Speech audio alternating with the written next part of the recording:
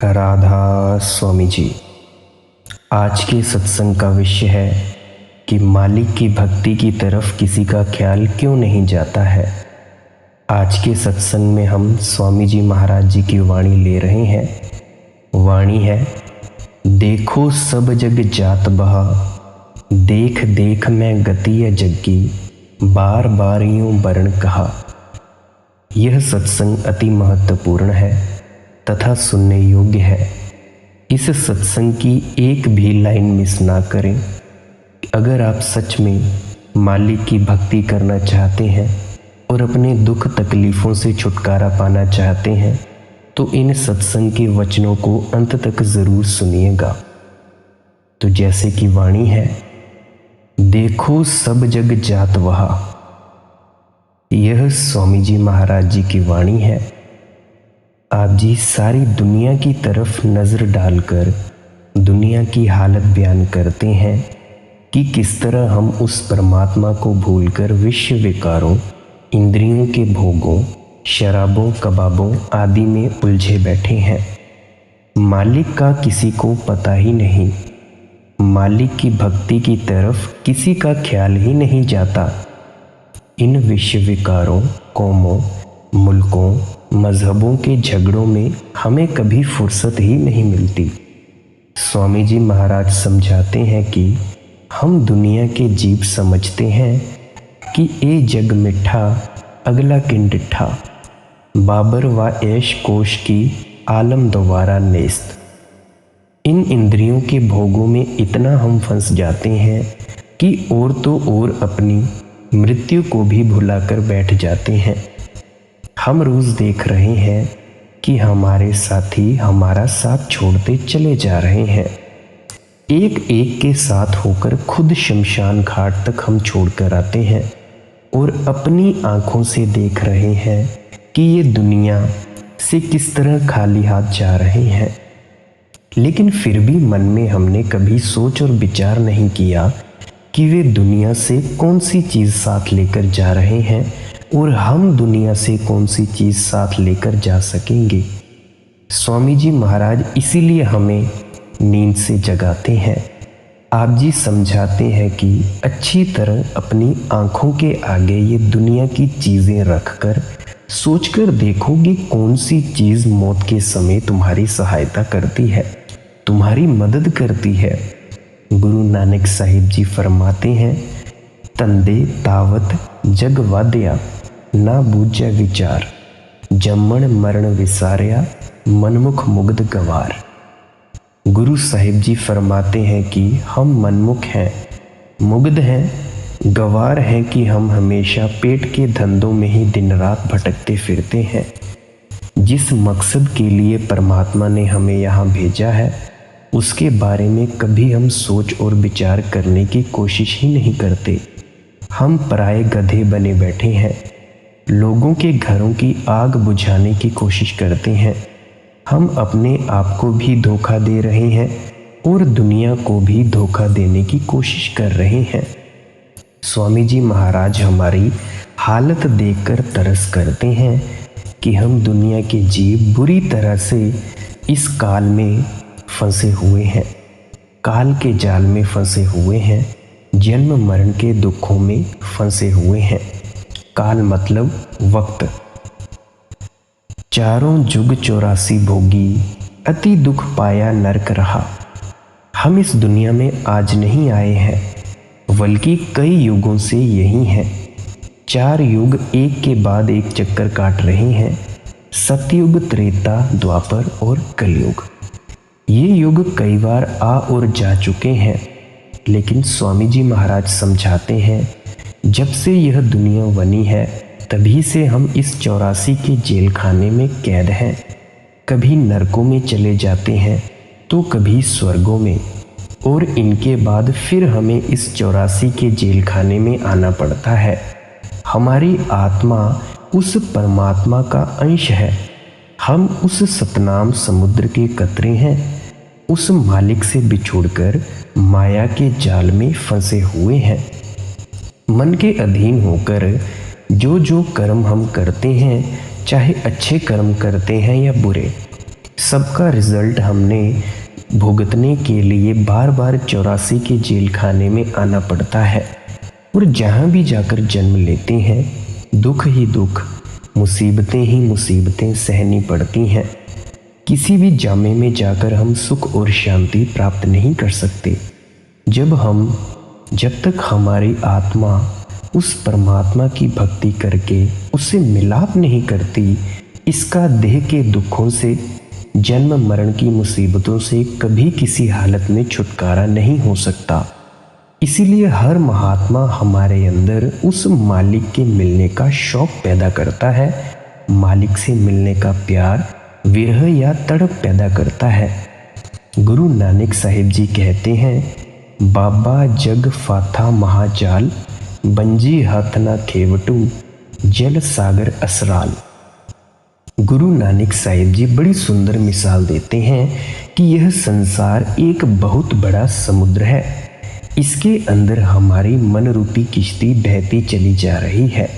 इस किश्ती में हमने पाप और पुण्य का बोझा लदा हुआ है। और यह संसार रूपी समुद्र कैसा है, इसके ना इधर के किनारे का पता चलता है, ना उधर के किनारे का, ना चौड़ाई का पता चलता है, ना लंबाई का और ना ही गहराई का। पता नहीं यह दुनिया कब बनी, कितने प्रलय आए हैं, लेकिन ये ज़रूर पता है कि जब से यह दुनिया बनी है हम उस मालिक से बिछुड़कर इस 84 के जेल खाने में फंसे हुए हैं। आज तक वापस जाकर हमारा उस परमात्मा से मिलाप नहीं हुआ। अगर हम परमात्मा से मिल जाते तो आज इस दुख की माया में, दुख दुनिया में क्यों होते। गुरु नानक साहिब जी समझाते हैं कि दुनिया की किश्ती के साथ तो कोई ना कोई मल्लाह होता है और उसके हाथ में कोई चप्पू या बांस होता है, जिसके सहारे वह हमारी किश्ती को समुद्र की लहरों से बचाकर किसी किनारे पर लगा देता है। लेकिन हमारी मन रूपी किश्ती ऐसी है जिसका कोई मल्लाह नहीं है। चप्पू और बांस तो क्या किसी के हाथ में होना था। मतलब यह कि हम गुरु, पीर, खसम गुसाई सब कुछ अपने मन को ही समझे बैठे हैं। जिधर हमारा मन कहता है हम उधर ही मुंह उठाकर चल पड़ते हैं। हमने मन को ही अपना आगू और मार्गदर्शक बनाया हुआ है। फिर हम भवसागर से पार कैसे हो सकते हैं, हमारा जन्म मरण के दुखों से छुटकारा कैसे हो सकता है। गुरु नानक साहिब जी आगे फरमाते हैं कि यह संसार रूपी समुद्र बहुत खतरनाक है, जिसमें विश्व विकारों, इंद्रियों के भोगों की लहरें दिन रात उठ रही हैं। अगर हमारा भी यहाँ कोई मार्गदर्शक होता, मल्लाह होता, हम उसके आदेश के मुताबिक चलते तो हम भी हमेशा के लिए इस भवसागर से पार हो सकते थे। यही स्वामी जी महाराज जी भी फरमाते हैं कि आज से नहीं बल्कि जब से भी यह दुनिया बनी है 4 युग एक के बाद एक चक्कर लगा रहे हैं और हम उस समय से ही इस चक्कर में फंसे हुए हैं। कभी हम इस दुनिया में नरक भोगते हैं, कभी इस दुनिया में स्वर्ग भोगते फिरते हैं। जन्म जन्म दुख पावत बीते, एक छिन कहीं न चैन लहा। अब आप जी फरमाते हैं कि उन कर्मों के कारण जिस जामे में भी जाकर जन्म लेते हैं, अच्छी तरह सोचें, हमें दुख ही दुख, मुसीबतें ही मुसीबतें मिलती हैं। तुम किसी भी शरीर में जाकर देखो, हम सुख प्राप्त नहीं कर सकते, शांति प्राप्त नहीं कर सकते। हम रोज़ सैकड़ों जानवरों को मारते हैं। किस प्रकार हम उन चीखते चिल्लाते रोते तड़पते जानवरों के गलों पर छुरियां चला रहे हैं। क्या कभी अपने मन में ये विचार नहीं किया कि अगर हमें भी अपने कर्मों के कारण उन जानवरों के जामे में जन्म लेना पड़ जाए और उनके हाथों में छुरियां और कुल्हाड़ियां हों तो हमारी क्या दुर्दशा और हालत होगी। आप देखो, डॉक्टर एक छोटी सी सुई लगाता है हमें, तो उसको देखकर हमारी इतनी बड़ी देह थर थर कांपना शुरू कर देती है। लेकिन हम उन गरीब असहायों की गर्दन पर दिन रात छुरियां चलाने के लिए लगे हुए हैं। निचले शरीरों की हालत का तो क्या बयान करना। ज़रा इंसान के शरीर के बारे में सोचकर देखें, जिसे महात्माओं ने सृष्टि का सिरताज और अशरफुल मखलूकात कहा है, जिसे ऋषि मुनियों ने नर नारायणी देह कहकर समझाने की कोशिश की है। इस जामे में आकर भी हम कौन सा सुख पा सकते हैं, शांति पा सकते हैं? कोई बीमारी के हाथों तंग आया हुआ है, कोई बेरोजगारी के कारण दुखी हो रहा है, किसी के बाल बच्चे नहीं होते, वह दिन रात तड़प रहा है, तो कोई बाल बच्चों के हाथों दुखी और तंग हो रहा है। किसी ने कर्जा लेना है, उसे नींद नहीं आती, किसी को कर्जा देना है, वह दुखी हुआ बैठा है। कभी हॉस्पिटल्स में जाकर बीमारों की चीखें सुनकर देखें, सड़कों पर जाकर हालत देखें उन गरीब भिखारियों की, जेल खानों में जाकर मुल्जिमों की कहानियां सुनो। दुनिया में चारों ओर दुख ही दुख, मुसीबतें ही मुसीबतें दिखाई देती हैं। कभी आप फ़ोन पर YouTube खोलकर अखबार पढ़ें, दुनिया में मजहबों व मुल्कों के पीछे झगड़े छिड़ रहे हैं। कितने गरीबों का खून हो रहा है, कितनी स्त्रियां विधवा हो रही हैं।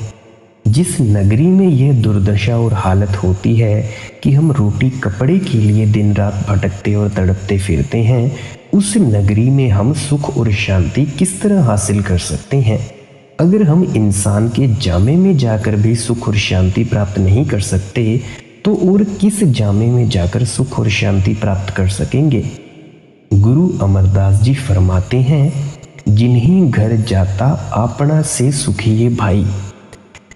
जो जीव वापिस अपने घर पहुंच जाते हैं, वे हमेशा के लिए सुख और शांति हासिल कर लेते हैं। हमारा घर कौन सा है? वह सचखंड है, जहां परमात्मा रहता है, परमेश्वर रहता है। इसीलिए जब तक हमारी आत्मा वापस जाकर परमात्मा से मिलाप नहीं करती, इसका देह के बंधनों से, जन्म मरण के दुखों से कभी किसी हालत में छुटकारा नहीं हो सकता। इसीलिए हम सबको उस परमात्मा की तलाश है। गुरु अमरदास जी फरमाते हैं, हर की पूजा दुलंभ है संतो, कहना कछु न जाई।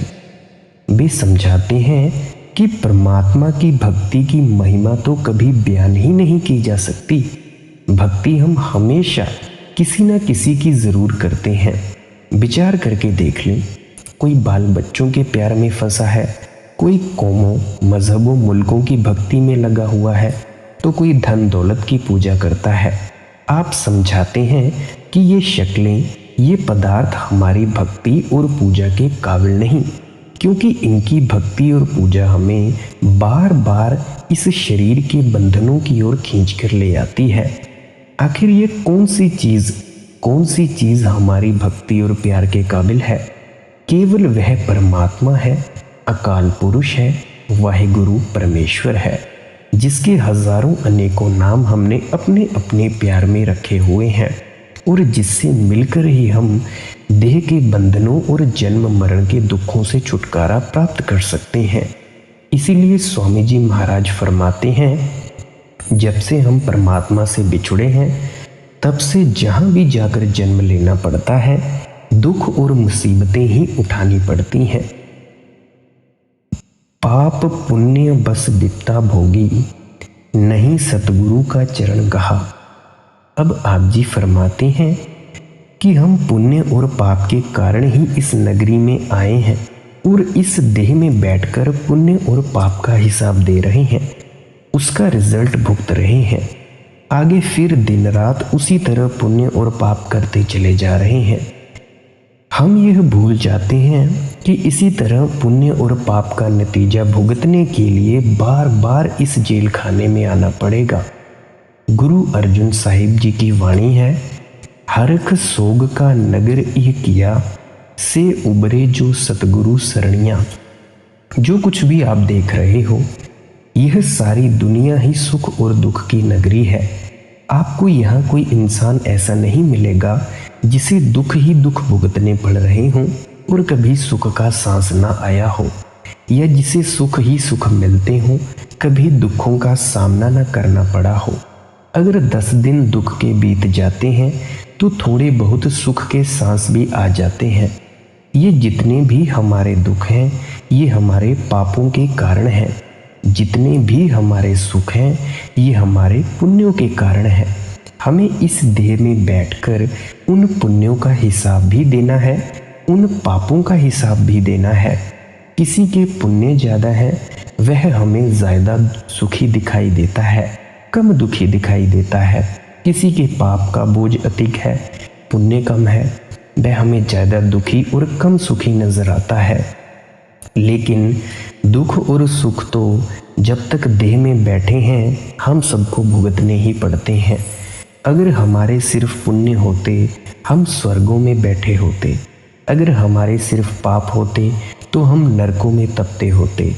इस नरकों में जो इस दुनिया में आकर हम दुख तकलीफ़ें झेलते हैं, पाप और पुण्य इकट्ठे होते हैं तब हमें इंसान का जामा मिलता है। इसीलिए स्वामी जी महाराज फरमाते हैं कि ना तुम पुण्य के कारण देह के बंधनों से बच सकते हो, ना पापों के कारण ही जन्म मरण के दुखों से छुटकारा हासिल कर सकते हो।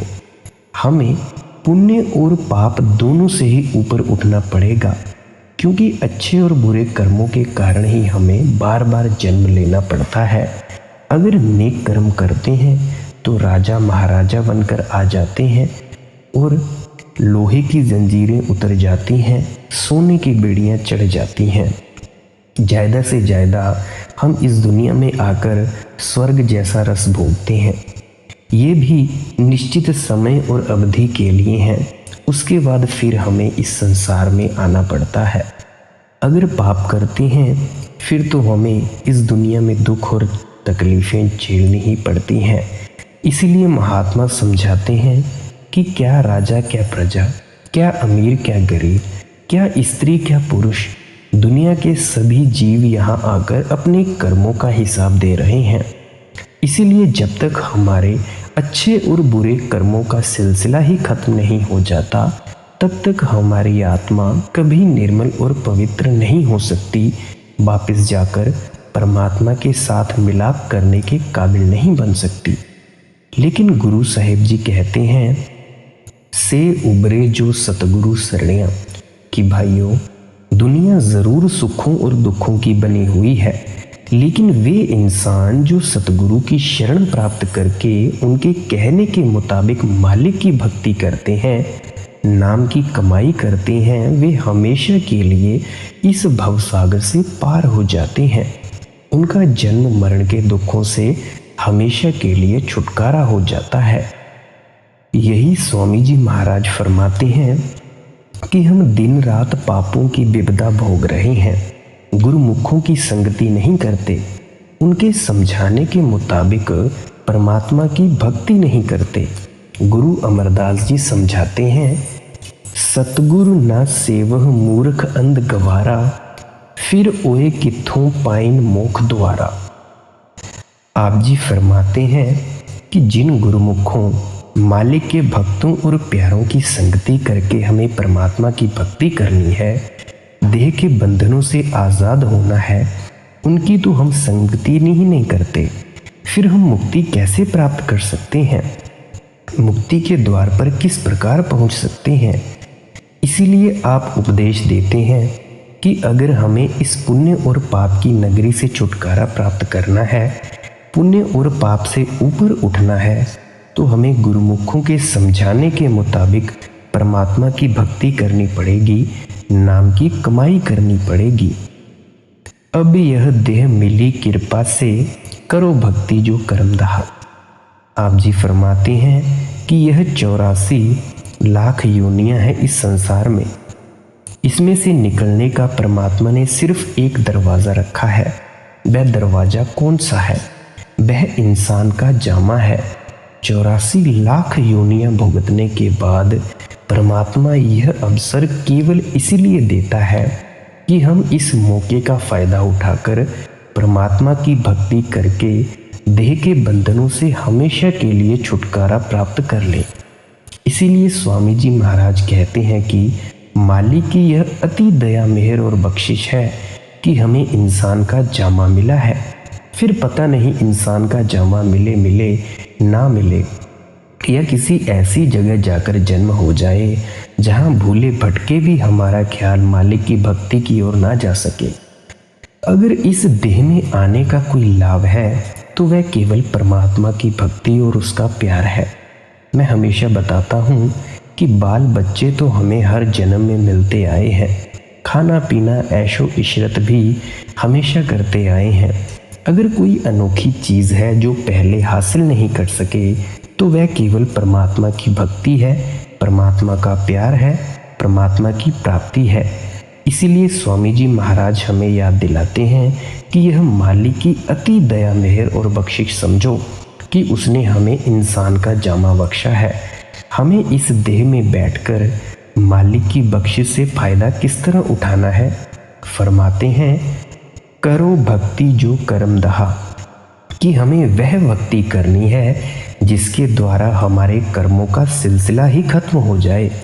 आप पहले समझा चुके हैं कि पुण्य और पाप इकट्ठे होते हैं तो इंसान का जामा होता है। इसीलिए जब तक पुण्यों और पापों का सिलसिला खत्म नहीं होता तब तक हमारी आत्मा निर्मल और पवित्र नहीं हो सकती, मालिक से मिलने के काबिल नहीं हो सकती। हर तरह की भक्ति हमें वापस ले जाकर परमात्मा से नहीं मिलाती। कोई खास ही भक्ति है जो हमें देह के बंधनों से छुड़ाकर परमात्मा के साथ मिलाती है। गुरु अमरदास जी फरमाते हैं, पूजा करे सब लोक संतो, मनमुख थाए न पाई।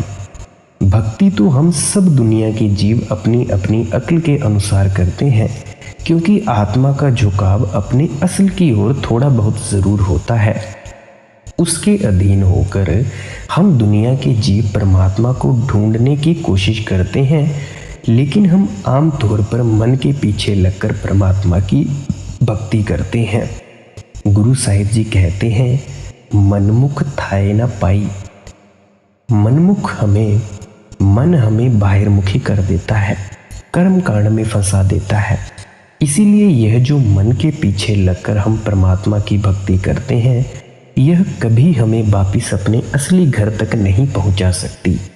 कौन सी भक्ति हमें अपने असली घर तक पहुंचाएगी। शब्द मरै मर निर्मल संतो, यह पूजा थाए पाई। गुरु साहिब जी फरमाते हैं कि अगर शब्द की कमाई करें, आप अपने मन को निर्मल और पवित्र करें, इसी भक्ति से आपको अपने असली घर तक पहुंचना है। महात्मा समझाते हैं कि जो भक्ति परमात्मा को मंजूर है वह शब्द या नाम की कमाई है। गुरु अमरदास जी लिखते हैं, पूजा करह पर बिद नहीं जाना, दूजा भाई मन लाई। हम भक्ति करते हैं लेकिन भक्ति करने का तरीका नहीं आता। गलत रास्ते पर चलकर पापों के बोझ को और बढ़ा लेते हैं। गुरु साहिब जी कहते हैं, गुरुमुख होबै सो पूजा जाने, पाणा मन बसाई। कि गुरुमुखों को मालिक के भक्तों और प्यारों को परमात्मा की भक्ति करने के तरीके और साधन का पता होता है। जब हम भी उनके समझाने के अनुसार मालिक के भाने में रहकर मालिक की भक्ति करेंगे तो फिर हम भी वापिस अपने असली घर तक पहुंच सकेंगे।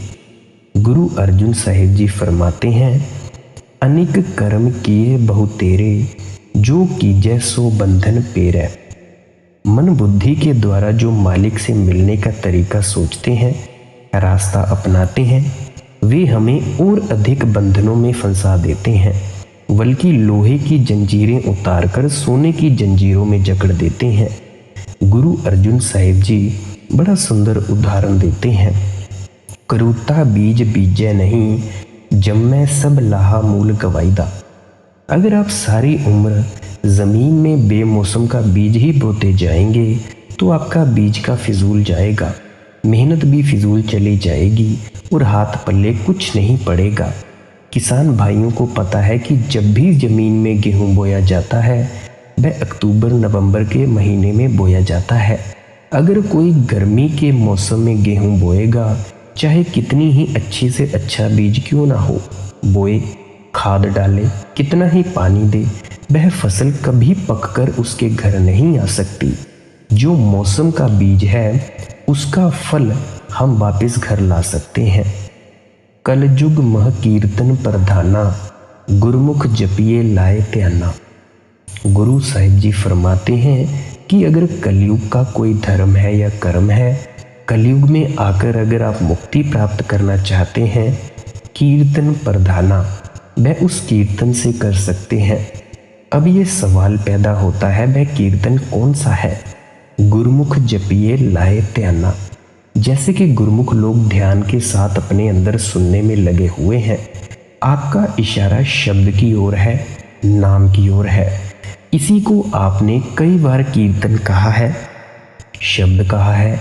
इसी को अमर हुक्म, अमृत नाम आदि कहकर बयान किया है। इसी बात को गुरु अमरदास जी और स्पष्ट रूप से समझाते हैं। इस जुग का धर्म पढ़ो तुम भाई, पूरे गुर सब सूजी पाई, इत्थै अगे हर नाम सखाई। 4 युग हैं, सतयुग, त्रेता, द्वापर और कलयुग। एक के बाद एक चक्कर लगा रहे हैं। हर युग में हमारे जीवन के हालात बिल्कुल अलग अलग किस्म के होते हैं। सतयुग में हमारी उम्र लंबी थी, हमारी सेहत भी बहुत अच्छी थी और हमारा ख्याल भी दुनिया में फैला हुआ नहीं था। जैसे जैसे युग पलटते गए, हमारी उम्र छोटी होती गई, हमारी सेहत भी कमज़ोर होती गई और हम परमात्मा को भी भूलते गए। कलयुग में आकर तो हम खुद अपनी आंखों से देखते हैं कि कोई भाग्यशाली जीव है जो यहाँ 60-70 साल की उम्र भोग कर जाता है। सेहत का पता ही है कि घंटा 1.5 घंटा सत्संग में चौकड़ी लगाकर बैठा नहीं जाता। और आप जानते ही हैं कि हमारा ख्याल भी सारी दुनिया में फैला हुआ है। गुरु तेग बहादुर जी फरमाते हैं, जन नानक कोटन में को भजन राम को पावे। लाखों करोड़ों में कोई एक है जिसका ख्याल परमात्मा की भक्ति की ओर जाता है। इसलिए जो साधन हमें सतयुग में काम दे सकते थे, वे कलयुग में काम नहीं दे सकते। आप फरमाते हैं, इत्थै अगे हर नाम सखाई, कि भाई अगर तू देह में बैठकर भी 4 दिन सुख व शांति के काटना चाहता है और वापस जाकर परमात्मा से मिलाप भी करना चाहता है, तो इसके लिए सिर्फ नाम की कमाई, शब्द की कमाई ही है, जिसको करके तू यहाँ भी सुख प्राप्त कर सकता है और जो अंत समय में तेरी सहायता और मदद भी करती है। गुरु अमरदास जी तो यहाँ तक फरमाते हैं, बिन नावै होर पूज न होबी परम पुली लोकाई। नाम या शब्द की कमाई के बगैर तो परमात्मा की और कोई भक्ति ही नहीं है, कोई पूजा नहीं है। दुनिया तो यूं ही भ्रमों में फंसकर भूल रही है। जो कुछ हमें मिलना है वह शब्द की कमाई से मिलना है। तो प्यारी साध संगत जी, इसीलिए हम सबको शब्द या नाम की कमाई करनी चाहिए। 2.5 या 3 घंटे ज़रूर बैठना चाहिए।